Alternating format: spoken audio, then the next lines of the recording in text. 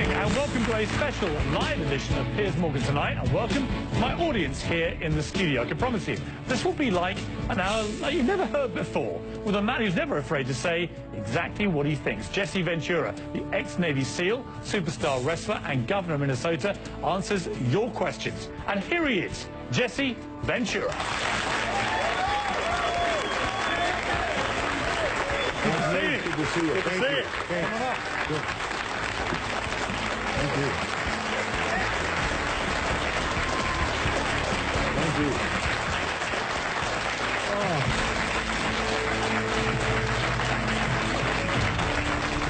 How are you, sir? Wait, I got to get some water. I got to get ready for you. I'm doing good, Piers. We've got an hour ahead of us. We'll cover lots of ground. I want to start, though. You said earlier that all wars were about, oil and corporations. They are, but they're all religious-based, too. So they're all about religion and oil and corporations. Could be, and sure. occasionally getting rid of the Nazis. Yeah. So my point is, well, that the wars can be over many things. The Nazis was religious too. Look what they did to the Jews. So that brought religion in. Vietnam was religious because Diem, our puppet president, and our country brought 100 Christian Vietnamese down to the south to be the government. Well, the southern Vietnamese didn't like these religious characters from up north, so they then became the Viet Cong.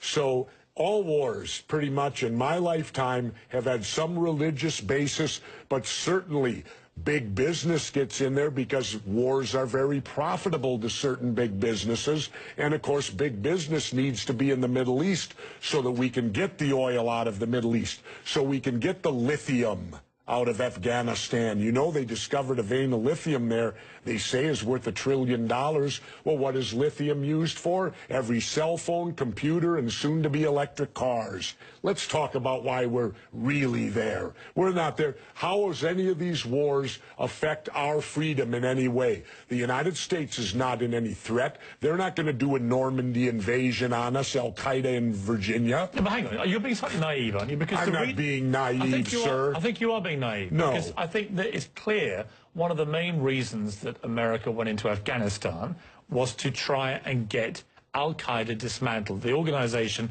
which committed the 9/11 atrocity. Really? Well, you don't think so? Well, how come Al-Qaeda put the heroin business out? They took all the poppy growers and stopped the production of heroin. What would you have done? Wait, now how much of that illegal heroin was propping up the international banks with laundered money, and when it dried up, the first recession happened? Well, now that we're back in there, we aligned with the poppy growers, and the heroin business is back up full swing again. I thought we fight a war on drugs here. All right, Jesse, we're not. What would you have done on September the 12th, 2001? What would you have done if you'd been president? What would I have done? Yeah. I would have done a legitimate investigation to find out what exactly happened on 9/11. How did they know who did this so quickly like they did Lee Harvey Oswald? How quick they knew Lee Harvey Oswald killed Kennedy. Because the people who did it were identified and we knew who they were. Well, then why couldn't we have stopped them beforehand if they were identified and we knew who they were? It was a failure of intelligence. Everyone's accepting No, it that. wasn't. We knew before with Condoleezza Rice's memo on August 6th when it stated right in the memo, bin Laden took steal planes and run them into buildings. And more stuff is coming out now also, how much the Bush administration ignored the intelligence. It was almost like they ignored it because they wanted it to happen.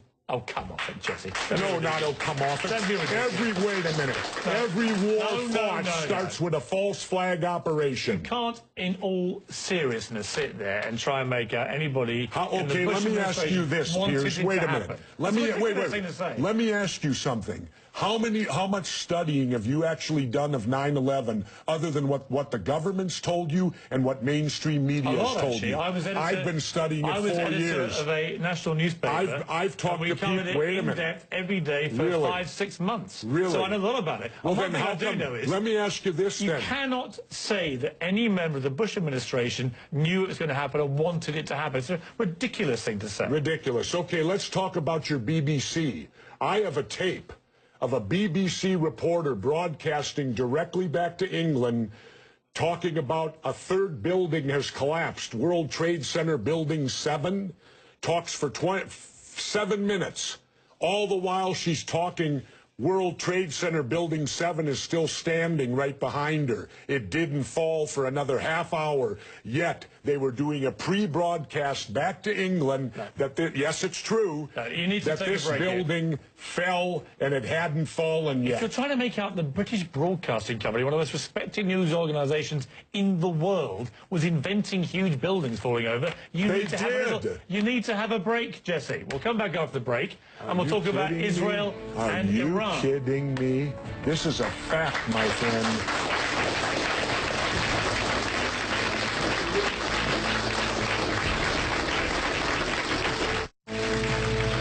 We left a fairly heated debate about various theories that you have about 9/11 and so on. Let's move on to... Oh, and the government only has a theory. Right, well, the government has... No, this is a theory. Their theory is 19 Islamic radicals armed with box cutters defeated our multi-billion-dollar air defense system, all while conspiring with a bearded guy in a cave in Afghanistan. That is exactly what happened. That's their theory. No, that's not a theory, it's a fact. That's their theory. No, Jesse, that's a fact. That's what happened. Really? Yes, I'm sorry to kill your conspiracy theories, but that is what happened. Then why haven't anyone been brought up for trial? How many political offices have you held? None. Then don't tell me how to debate, because I've held two. I think you make some very sensible points, and you make some crackpot points. That's your opinion? Yes. How many people here think I make crackpot points? Yeah? One. How many think I make sensible points? You're in a minority, my good friend. You're the minority.